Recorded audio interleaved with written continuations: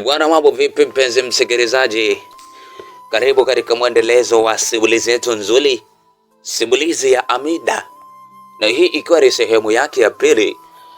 Msimulizi wako ni mimi hapa, naitwa Salki au unaweza kuniita Mr. Stallman.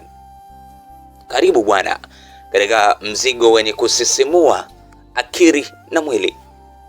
Kwa siri sana ex wangu alinihitaji kimwili, nilijikuta namkubalia.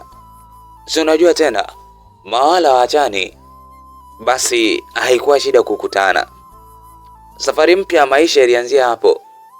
Utamu ukatuzidia, tukajikuta tunapata mtoto wa kwanza. Macho alinitoka.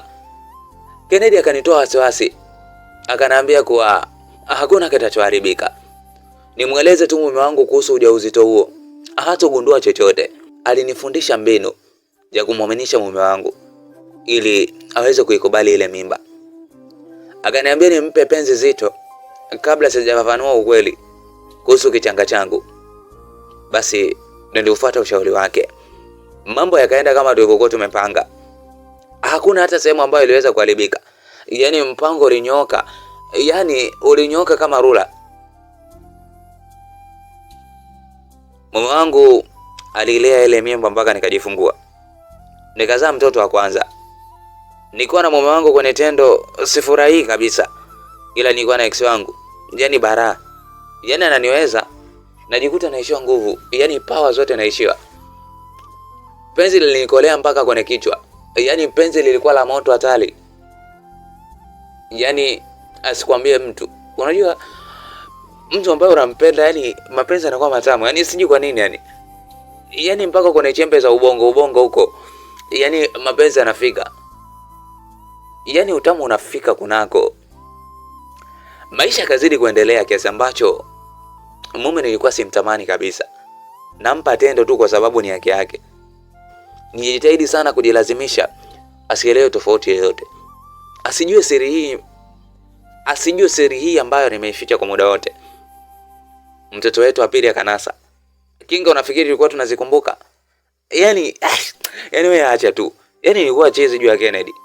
Yani nilikuwa chizi kisha kazi. Mtoto wa kwanza tumepata nje. Mtoto wa pili naye kanasa. Jamani nye. Kennedy na mimi tuligandana sana. Yani mimi bila Kennedy najiona bado sijakamilika. Penzi lake kwangu yani ni furaha. Nisipopanda penzi lake naumwa. Kennedy ni maskini wa kutupa, ila penzi lake linanoga sana. Mume wangu ana pesa, ila penzi lake halina ladha. Tunaishi tu ili mradi maisha yaende. Maisha yalizidi kwenda nikifurahia penzi la Kennedy, penzi ambalo lilikuwa liishi utamu. Usaliti ulienda mbali, nikamzalia ex wangu mtoto wa tatu. Hapa sasa akili ikaanza kurejea kwenye ndoa. Mawazo yakawa yananisokota. Nikiwaza ni kwa namna gani ambayo nitaweza kutoka kwenye laana hiyo na kuumiza. Sasa niko na ujauzito tumboni kwangu. Sielewi kwa namna gani naweza nikafanya. Nimeshachoka kumsaliti mume wangu, ila sielewi cha kufanya kwa kweli. Nawaza ni mwelezaji mume wangu yote ambayo inaweza kutokea. Naogopa sana kusema chochote, kwa sababu nahofia kuhusu watoto wangu. Watapata wapi malezi mazuri kama haya? Ex wangu mwenyewe hana chochote. Hata nikiachika huku nitaenda kutabika kwake. Hawezi kuwahudumia watoto wangu. Je, Hamza ataweza kupokea vizuri hii taarifa? Isije ikawa sababu ya kuitiwa kaburi bure. Ni miaka mingi sana nimeficha siri hii kwenye maisha yangu. Naogopa sana. Naogopa sana jamani. Sijui hata mimi naweza nikafanya nini. Ex wangu nampenda na ndoa naitaka. Sielewi nichague upande upi. Nikichagua ndoa naikosa raha ya mapenzi. Nikichagua mapenzi nitaikosa raha ya maisha. Niko dilema jamani. Nawaza mawazo kibao. Sielewi hata lipi ambalo linaweza likawa sahihi. Nimechoka kuwa msaliti. Jamani, mimi sielewi cha kufanya. Naomba nimshauri hata kidogo basi.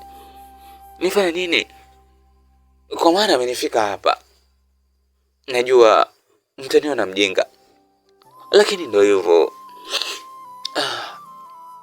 ex wangu ananidatisha. Najikuta nashindwa kumwacha. Sijui hata kwa sababu gani. Na yeye bila mimi hawezi. Yaani yuko tayari nitoe huduma pande zote mbili. Yuko tayari, yaani hawezi kuamini. Yuko tayari kusubiri nimhudumie mume wangu kisha nimrudie yeye. Mimi nashindwa kuelewa. Tatizo liko wapi? Hamza nampenda kutokana na huduma zake. Msaada wake kwangu ni mkubwa, lakini mwili wangu umegoma kupata furaha kwake. Hamza hana tatizo lolote lile. Mpango wake kwangu ni mkubwa. Tendo nalifanya vizuri tu, ila ajabu na shangaa sipati ujauzito wake. Kabla hajanioa nilimkuta yuko na mtoto wake. Mtoto ambaye anafanana naye kila kitu. Inakuwa ngumu mimi kuamini kuwa yeye ni mgonjwa wa mapenzi. Ila penzi lake tu. Ila nahisi penzi lake halina ladha moyoni kwangu. Nisaidie ndugu zangu. Nipone katika ile janga. Unajua ni ngumu sana yani kumweleza mtu ukweli kama huu ambao umejificha. Naangamia kwa mawazo ndugu zangu. Nimeona bora niseme angalau unaweza nikapona. Au kuna mtu alishawahi kupitia hali kama hii ambayo mimi napitia. Tulie kwa pamoja. Mimi sielewi cha kufanya jamani. Mawazo yangu yamefika mwishoni. I say jamani, hiyo ndio historia yangu ya maisha. Historia ambayo inaumiza kwa kweli. Unajua hadi nafika nasema maneno haya.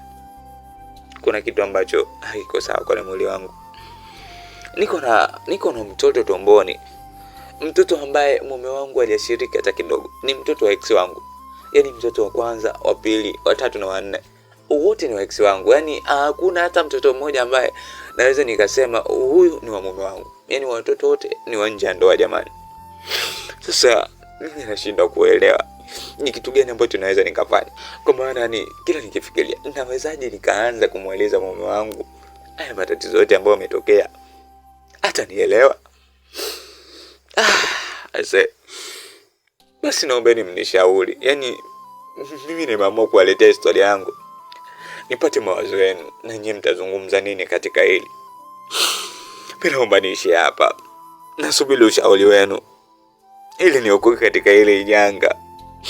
Ni janga ambalo linaniumiza sana. Ni mke wa mtu lakini zinaa imenitawala. Mume wangu ananijali, ananihudumia kila kitu. Yaani sijui niseme nini ambacho naweza nikakosa. Nakula, nalala vizuri. Yaani kila huduma, yaani unajua kila huduma unapatiwa. Ila nashangaa tu ex wangu ameniganda, sijui ameniloga. Yaani hata sielewi yaani kwa nini jamani natokea hivi. Naomba mnishauri jamani ndugu zangu.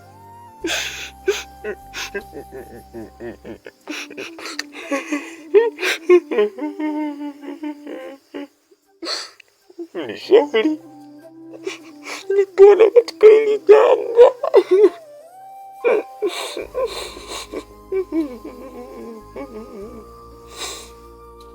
Bwana mpenzi msikilizaji, huu ndio mwisho wa mzigo wetu mzuri, mzigo wa Amida. Simulizi fulani fupi hivi lakini ina ujumbe mzito. Sasa jamani, mdada wetu historia yake ndio hiyo ambayo ameweza kutueleza hapo. Kama ulivyoweza kuisikia, yuko kwenye ndoa lakini yuko na kimada nje ambacho amezaa nacho watoto 4. Anaogopa kumwambia mumewe sakata lote ambalo limeweza kutokea. Sasa sisi kama wanamwona simulizi tunaweza kumshauri vipi huyu dada ili mradi aweze kupona katika hilo janga ambalo linamsumbua.